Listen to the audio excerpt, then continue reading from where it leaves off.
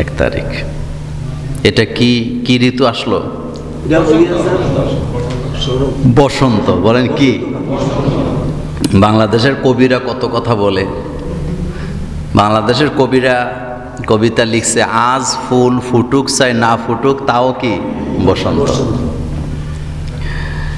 আমাদের বাংলাদেশে একটা কবিতা আছে, আম পাকে বৈশাখে।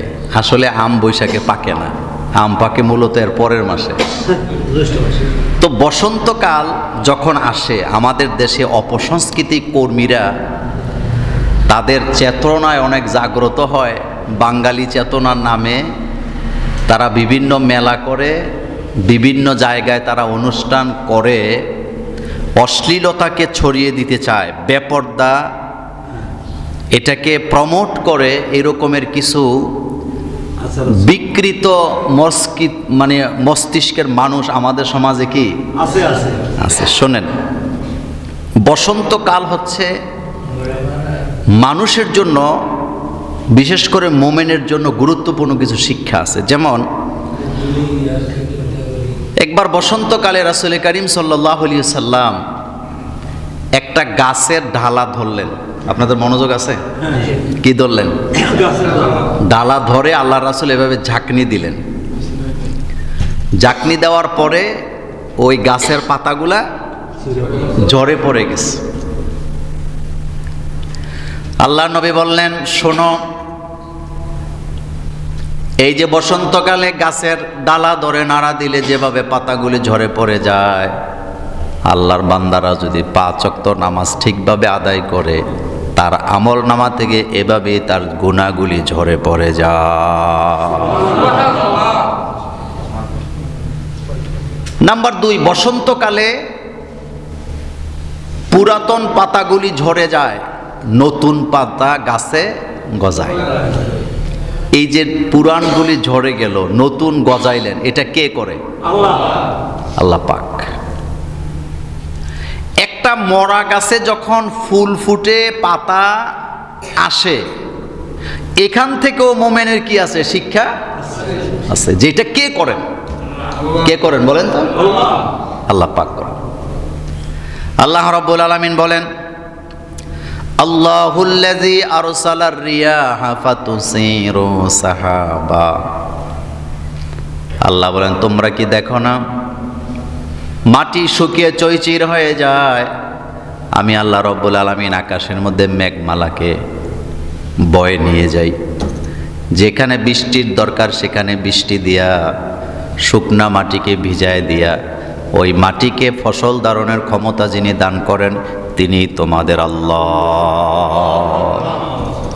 বসন্তকালে গাছে গাছে ফুল ফুটে, তো ফুল বানাইছে কে? ফুলের কালার কি একরকম না আলাদা আলাদা আছে? তো এটা দেখার পরে ঈমান বাড়ার কথা নাকি অশ্লীলতায় জড়ায় যাওয়ার কথা? ঈমান বাড়ার কথা। আমাদের দেশে কিছু মানুষ আছে, কাজের বেলা নাই, কাজে তাদেরকে পাওয়া যায়। আজকে নাকি ভ্যালেন্টাইন্স ডে, বিশ্ব ভালোবাসা দিবস। ভ্যালেন্টাইন্স ডে শব্দের অর্থ বিশ্ব ভালোবাসা দিবস নয়।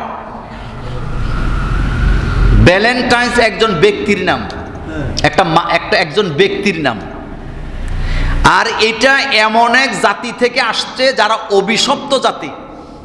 গায়রিল মাগদুবি আলাইহিম ওয়ালাদ-দাল্লিন। আমরা সবসময় দোয়া করি, আল্লাহ যারা অভিশপ্ত জাতি তাদের সাথে আমাদেরকে শামিল করে দিও না।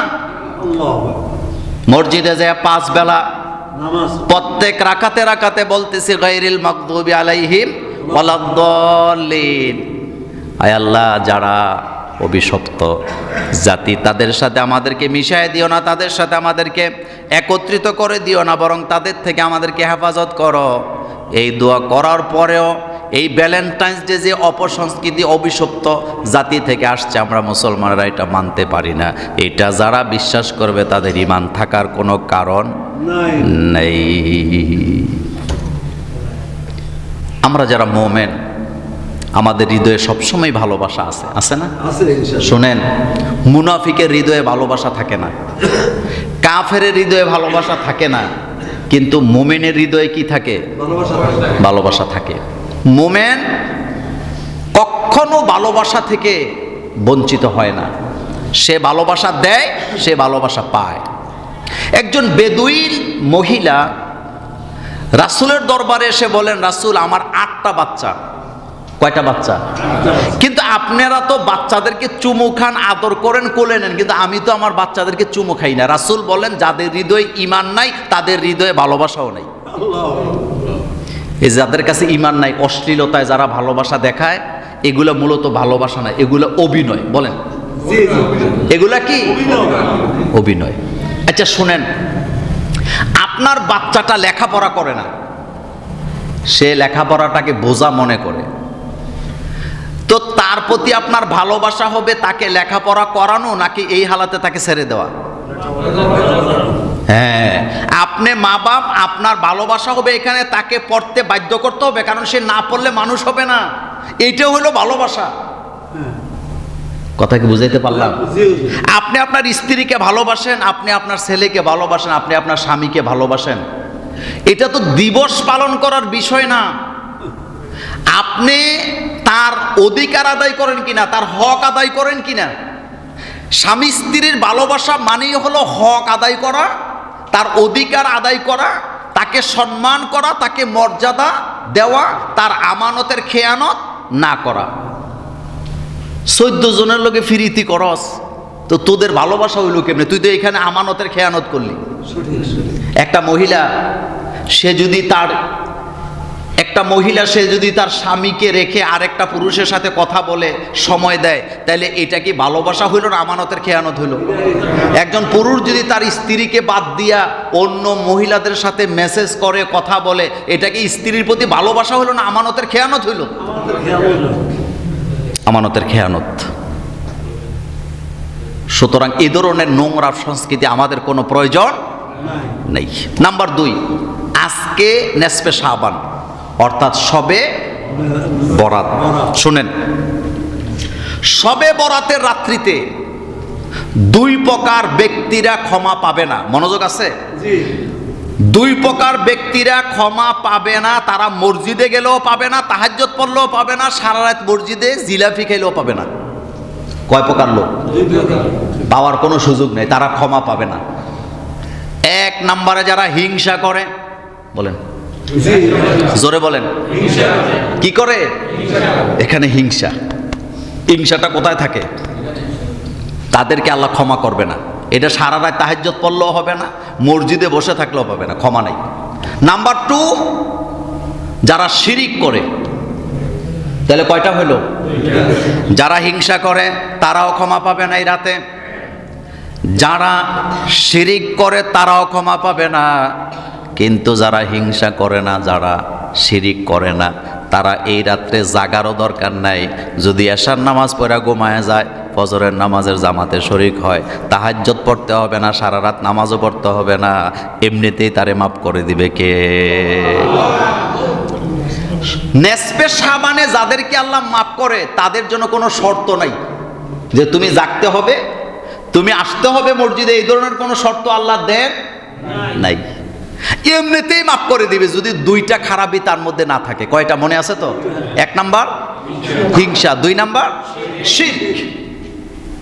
এই 2টা চরিত্র যদি কারো মধ্যে না থাকে, সে রাতের বেলা মসজিদে আসা লাগবে না। আসতে পারবেন না এই কথা আমি একবারও বলি নাই, পেছ লাগাইন না। না আসলেও আল্লাহ কি করবে? ক্ষমা করে দিবে। কিন্তু এই 2টা চরিত্র যদি কারোর মধ্যে থাকে, আইসাও কোনো কি নাই, লাভ নাই, মাপ পাবে না। এটা হলো নেসফে শাবানের গুণাবলী। রাসূল করিম সাল্লাল্লাহু আলাইহি ওয়াসাল্লাম বলেছেন, হিংসা শুকনা কাঠের মধ্যে আগুন দিলে শুকনা কাঠ যেমন জ্বলে যায়, হিংসা ঈমানকে সেভাবে জ্বালায় দেয়। এই জন্য হিংসাকারীকে আল্লাহ ক্ষমা করেন না। হিংসা আসেনি, অমুকের ছেলেটা ভালো লেখাপড়া করে, আমারটা পারে না, হিংসায় ফেটে যায়। অমুকের খুব ভালো দিনপাতি যাচ্ছে, খুব আরামে চলে, স্মার্ট চলে, আমার হিংসায় জ্বলে যায়। এরকমের জলুইন্না লোক আমাদের সমাজে আছে না? সে ভালো খায়, সে ভালো পড়ে, সে ভালো চলে, তার ছেলেরা ভালো কামাই করে, তার মেয়েগুলা ভালো, এগুলা দেখে হিংসা করে, এরকমের হিংসুক আমাদের সমাজে কি? তাদের জন্য কি নাই বললাম? ক্ষমা নাই। ভিতর পরিষ্কার করতে হবে, এক কথা। কারণ মানুষেরা ভিতরটা দেখে না, কিন্তু ভিতরটা দেখে কে? আল্লাহ। আপনি যে আমানতের খেয়ানত করতেছেন, আপনি যে মানুষকে ধোঁকা দিচ্ছেন, এটা দুনিয়ার কেউ না জানুক, একজন তো জানেন, তিনি কে? আল্লাহ পাক। এখন আসেন মানুষের ভাগ্য, বলেন কি? ভাগ্য, ভাগ্যের পরিবর্তন। আত-তাকদীরু লা ইয়ারুদ, তাকদীর কখনো পরিবর্তন করা যায় না, তবে তকদিরের গতি পরিবর্তন হয়। তিনটি আমল যদি আপনি করেন, কয়টা? তাহলে আপনার তকদির গতি পরিবর্তন হবে। নাম্বার ওয়ান, আপনি যদি বেশি বেশি করে দোয়া করেন, আল্লাহর কাছে দোয়াতে মগ্ন থাকেন। দোয়া, বলেন কি? মুনাজাত, দোয়া। রাসূল কারীম সাল্লাল্লাহু আলাইহি ওয়াসাল্লাম তিরমিজির হাদিসে বলেছেন, ভাগ্য পরিবর্তন হয় শুধুমাত্র দোয়ার মাধ্যমে, আর মানুষের আয়ু বৃদ্ধি পায় ভালো ব্যবহারের কারণে। উত্তম আচরণ, আচরণ যদি ভালো হয়, মানুষেরা তার জন্য অন্তর থেকে দোয়া করে। আর আচরণ যদি খারাপ হয়, মানুষের পক্ষ থেকে তাদের জন্য বদদোয়া আছে না? না। তাহলে প্রথম হলো দোয়া করা বেশি বেশি করে। নাম্বার দুই, নামাজ পড়ে আল্লাহর কাছে সাহায্য চাওয়া। নামাজ, বলেন কি? নামাজ, নামাজ পড়ে আল্লাহর কাছে সাহায্য চাইবেন। রাসূল কারীম সাল্লাল্লাহু আলাইহি ওয়াসাল্লাম বলেছেন, তুমি যখন কঠিন কোনো বিপদে পড়ে যাও, নামাজ আদায় করো, নামাজে দাঁড়াও, নামাজে আল্লাহর কাছে কান্নাকাটি করো। নফল নামাজে সেজদার মধ্যে লম্বা লম্বা দোয়া করবেন, কারণ সেজদার মধ্যে আল্লাহ দোয়া কবুল করেন। অনেকে জিজ্ঞেস করে, হুজুর সেজদার মধ্যে বাংলায় দোয়া করা যাবে কি যাবে না? যাবে নি? যাবে, বলেন যাবে কি না?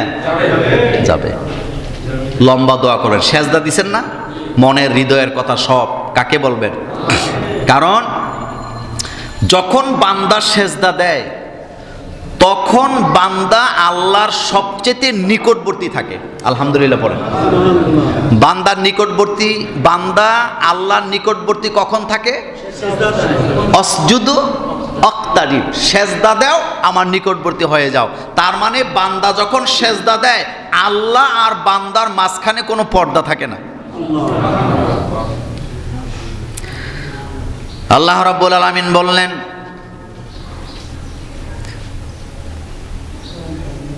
তোমরা ধৈর্য সহকারে নামাজের মাধ্যমে প্রার্থনা করো, ধৈর্যের সাথে নামাজ আদায় করো। 3 নাম্বার, আল্লাহ রাব্বুল আলামিন বললেন, যারা নিষ্ঠার মাধ্যমে সাহায্য নিয়ে আসে, মানুষের জন্য সহযোগিতা করে, নিজেকে অহংকার মুক্ত রাখে, তাদের ভাগ্যের পরিবর্তন আল্লাহ ঘটায়া দেয়। ওই ঘুরে ফিরে অহংকারী আসছে আবার। সূরা আনফালে আল্লাহ পাক বলছেন, তোমরা তাদের মতো হইও না যাদের ঘরটা অহংকার দিয়ে ভরা। এরকম আসেনি? কথা কন না কেন? আছে। আমার কলেজার ভাইয়েরা, লোক দেখানোর জন্য যারা ইবাদত করে, মানুষকে দেখাবার জন্য যারা দান সাদাকা করে, তাদেরকে আল্লাহ পছন্দ করে। কিন্তু আল্লাহর খুশির জন্য, আল্লাহকে রাজি খুশি রাখার জন্য যারা লুকায়া লুকায়া দান করে, তাদের এই দানের কারণে তাদের ভাগ্যের পরিবর্তন ঘটায় দেয় কে? আল্লাহ পাক। তাহলে জানলাম নেসফে শাবানে আল্লাহ পাক কয় প্রকার লোকেরা ক্ষমা করবে না? মনে আছে? এক হলো শিরিক, আর এক হলো হিংসুক। এখন আছেন, আল্লাহ পাক বলছেন, তোমরা সৎ কাজের আদেশ করো, অসৎ কাজ থেকে মানুষকে কি করো? বিরত রাখো, ফিরাও। সৎ কাজের আদেশ, অসৎ কাজের নিষেধ করতে সাহস লাগে। বলেন কি লাগে? সাহস। আচ্ছা বলেন তো, যারা মুমিন তারা কি সাহসী হয় না ভীতু হয়? সাহসী হয়। ঈমানের কারণেই তো সাহস বাড়ে, নাকি? ঈমানের কারণে কি বাড়ে? সাহস বাড়ে। আপনি দেখবেন যাদের ঈমান মজবুত, আপনি যদি তাদের জেলখানায় নেন, যেখানে নেন ডান্ডা বেরি পরান, মুখের মধ্যে হাসি। বলেন কি? আর এখন দেখেন না চোরদেরকে যখন নেয়, আহারে চেহারার মধ্যে নাই, মানে কি যে একটা অবস্থা, মনে হয় যে কি দুনিয়াটাই তাদের জন্য জাহান্নাম।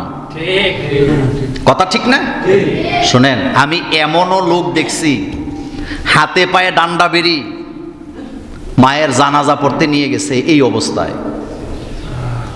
সাংবাদিকরা প্রশ্ন করতেছে, হেসে হেসে উত্তর দিতেছে। আপনি পারবেন? না, পারবেন না, আপনি হতাশ হয়ে যাবেন। এটা ঈমান। বলেন এটা কি? এটা ঈমান। আর চেহারা সুরত সাথে নাই, মনে হয় যেন 10 দিন ধরে, অথচ তাদের কিন্তু মারেও নাই, একটা সিমটাও আগের। তাদেরকে দেখছেন তো কি ভয়ানক চেয়ার। মানুষ কখনো মানুষের উপর এভাবে অত্যাচার করতে পারে?